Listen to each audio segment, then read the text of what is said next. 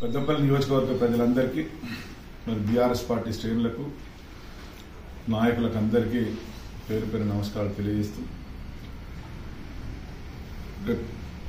ఈ నెల 5వ తేదీన పార్లమెంట్ ఎన్నికల సందర్భంగా నియోజకవర్గ స్థాయి సమావేశాన్ని రెడ్డి ఫంక్షన్ హాల్ నందు 5వ తారీఖు మధ్యాహ్నం 2 గంటలకు నిర్వహించబడుతుంది. ఈ సమావేశానికి ముఖ్య అతిథులుగా గౌరవ మాజీ మంత్రివర్యులు శ్రీ నిరంజన్ రెడ్డి గారు, అట్లాగే శ్రీ కొప్పల ఈశ్వర్ గారు, అట్లాగే మాజీ మంత్రివర్యులు శ్రీమతి సత్యవతి రాథోడ్ గారు ముఖ్య అతిథిగా ఈ కార్యక్రమంలో పాల్గొంటారు.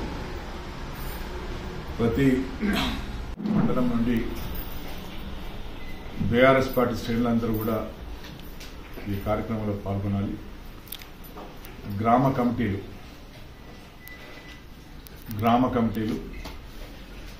కమిటీల సభ్యులు, అధ్యక్షులు, అట్లాగే గౌరవ మాజీ సర్పంచులు, మాజీ ఎంపీటీసీలు మరియు ఈ మధ్యనే పదవి విరమణ పొందినటువంటి గౌరవ సర్పంచులు, ఎంపీటీసీలు, సర్పంచులు మరియు టీఆర్ఎస్ పార్టీ గ్రామాల ముఖ్య నాయకులు, గౌరవ ఎంపీపీలు, జడ్పీటీసీలు మరియు సింగిల్ విండో చైర్మన్లు, మాజీ సింగిల్ విండో చైర్మన్లు, మాజీ మార్కెట్ కమిటీ చైర్మన్లు, వీరందరూ కూడా ఈ కార్యక్రమానికి హాజరై కార్యక్రమాన్ని విజయవంతం చేయాలని చెప్పి వారందరినీ కోరటం జరుగుతూ ఉంది.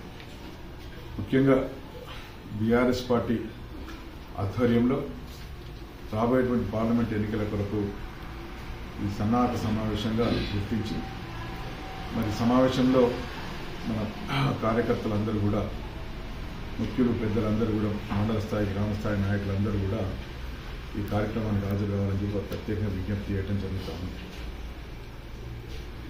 తర్వాత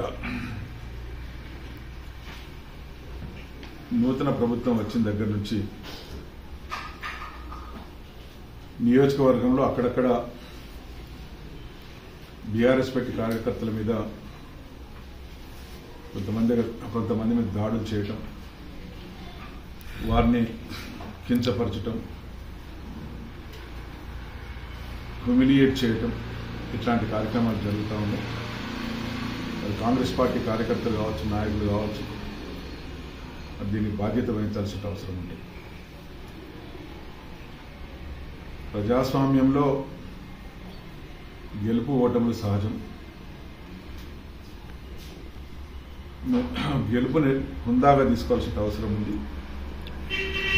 మేమైతే ఓటమి కూడా హుందాగా తీసుకొని ఎవరిని ఇబ్బంది పెట్టకుండా, మేము గత 10 సంవత్సరాలు అధికారం ఉన్నప్పుడు కూడా ఏ ఒక్కరిని ఇబ్బంది పెట్టకుండా అందరినీ సమానంగా గౌరవించడం జరిగింది, పార్టీలకు అతీతంగా.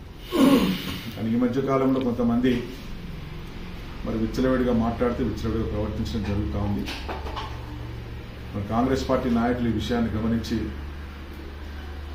మరి వారి యొక్క ఆలోచన మార్చుకోవాలని చెప్పి వారికి తెలియజేయడం జరుగుతూ ఉంది. ఎందుకంటే సామాన్య ప్రజలు వారికి ఇష్టం వచ్చినట్టు వారి మనసులో ఉన్నదాన్ని బట్టి వాళ్ళు ఓటు వేసుకోవడం జరుగుతుంది. కానీ దాన్ని దృష్టిలో పెట్టుకొని కొంతమంది అటువంటి కార్యకర్తల, నాయకులను మరి ఇబ్బంది పెట్టే ప్రయత్నం చేస్తూ ఉన్నారు. ఇది ఎప్పటికైనా మానుకోవాలని చెప్పి వారికి సూచించడం జరుగుతాం. ఈ ప్రభుత్వం గౌరవ ముఖ్యమంత్రి గారు శ్రీ రేవంత్ రెడ్డి గారు కొంత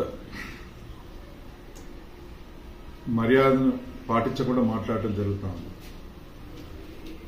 ఒక గౌరవ ముఖ్యమంత్రిగా,